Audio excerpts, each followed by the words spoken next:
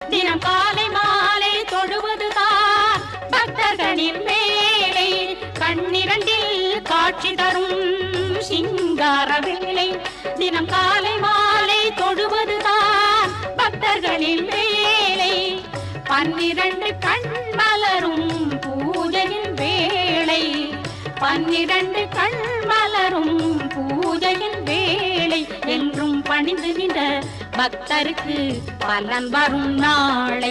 என்றும் பணிந்து நின்ற பக்தருக்கு பலன் வரும் நாளை.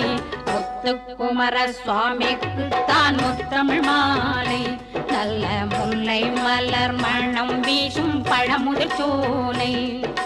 பொங்கி வரும் தேனருவி நீராடும் வேளை. திருப்புகழ் பாடி தென்றல் தரும் இசைமணி மாலை. முத்துக்குமர சுவாமிக்கு தான் முத்தமிழ் மாலை.